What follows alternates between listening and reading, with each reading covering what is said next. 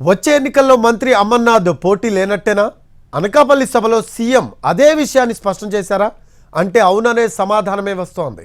అనకాపల్లి సభలో చివర్లో ఓ పక్క భరత్ మరో పక్క అమర్నాథ్ నిలబడగా మాట్లాడిన సీఎం జగన్ భరత్ను గెలిపించాలని ప్రజలను కోరారు. మరోవైపు అమర్నాథ్కు భవిష్యత్తులో మంచి అవకాశాలు వస్తాయని చెప్పారు. గుండెల్లో పెట్టుకొని చూసుకుంటానని అన్నారు. సీఎం వ్యాఖ్యలతో ఈసారి ఎన్నికల్లో అమర్నాథ్కు ఛాన్స్ లేనట్టేనని తెలుస్తోంది. నా కుడి వైపున అమరున్నాడు, నా ఎడం వైపున భరత్ ఉన్నాడు. ఇద్దరు నాకు తమ్ముళ్ళే. భరత్ను జరగబోయే ఎన్నికల్లో ఆశీర్వదించండి, తోడుగా నిలబడండి. అమర్ నాకు మరో తమ్ముడు, నా గుండెల్లో పెట్టుకుంటాను. ఖచ్చితంగా రాబోయే రోజుల్లో అమర్కు చాలా మంచి చేస్తానని సందర్భంగా ఇదే వేదికమై మీద నుంచి చెప్తా ఉన్నా. నా కుడి వైపున అమరున్నాడు, నా ఎడం వైపున భరత్ ఉన్నాడు. అంతకుముందు మాట్లాడిన అమర్నాథ్ కూడా తనకు సీట్ ఇచ్చినా ఇవ్వకున్నా వైసీపీని గెలిపించేందుకు ప్రయత్నిస్తానన్నారు.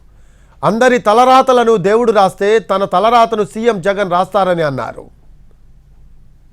గారి విజయం కోసం ఈ ఉమ్మడి విశాఖపట్నంలో జిల్లాలో ఉన్నటువంటి 15 నియోజకవర్గాల కోసం పనిచేస్తా.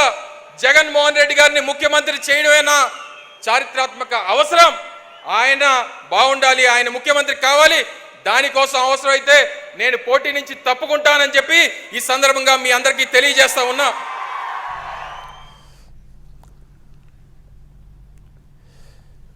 ఇక దీనికి సంబంధించిన లేటెస్ట్ అప్డేట్స్ అందించడానికి మా కరెస్పాండెంట్ రవిచంద్ర లైవ్లో అందుబాటులో ఉన్నారు.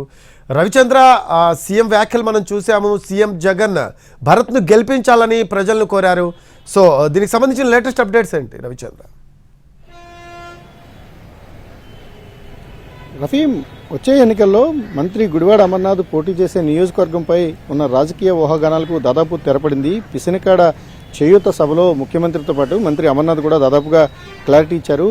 వచ్చే ఎన్నికల్లో పూర్తి స్థాయిలో అమర్నాథ్ సేవలు పార్టీకి వినియోగించబోతున్నారు. ఆయన 15 నియోజకవర్గాలను గెలిపించుకోవడమే లక్ష్యంగా పనిచేస్తానని కూడా చెప్పారు. ప్రస్తుతం పరిశ్రమల శాఖ మంత్రిగా జగన్ కేబినెట్లో ఉన్న అమర్నాథ్కు ఈసారి అనకాపల్లి నుంచి సీటు దొరకలేదు. ఆయన స్థానంలో భరత్ను అభ్యర్థిగా నియమించారు. ఆ భరత్ను గెలిపించాలని ముఖ్యమంత్రి కూడా కోరారు.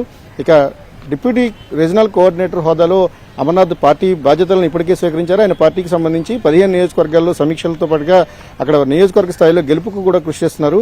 ఇక అనేక కీలకమైన అంశాలు అమర్నాథ్కు పార్టీ బాధ్యత అప్పగించడానికి కారణంగా కూడా పార్టీ వర్గాలు చెప్పుకుంటున్నాయి. వీటిలో ప్రధానమైంది తెలుగుదేశం జనసేన ఉమ్మడిగా ఈసారి విశాఖ జిల్లాకి అంటే ఉమ్మడి విశాఖ జిల్లా మీద ఫోకస్ పెట్టాయి. 15 నియోజకవర్గాల్లో తమ ఆధిపత్యాన్ని ప్రదర్శించే ప్రయత్నాన్ని ఆ పార్టీ చేస్తున్నాయి. కాబట్టి ఉమ్మడిగా వస్తున్న పొత్తులతో వస్తున్న పార్టీలను ఎదుర్కోవడానికి అమర్నాథ్ను బలమైన వ్యక్తిగా పార్టీ భావిస్తోంది. ఆయనను కీలకమైన బాధ్యతలు అప్పగించడం ద్వారా 15 నియోజకవర్గాలు గెలిపే లక్ష్యంగా పనిచేయాలని కూడా పార్టీ ఆదేశించినట్టుగానే మనం ఈరోజు పిసినికాడ సభలో జరిగిన పరిణామాలను బట్టి చూస్తే అర్థమవుతోంది.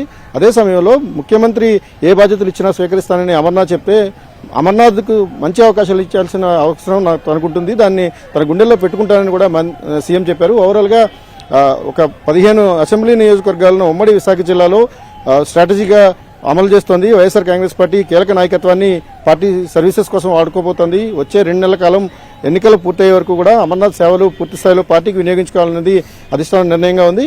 ఇక 15 నియోజకవర్గాల్లో గెలుపు, 3 ఎంపీ స్థానాల్లో విజయమే లక్ష్యంగా అమర్నాథ్ పనిచేయాల్సిన అవసరం ఉంటుంది.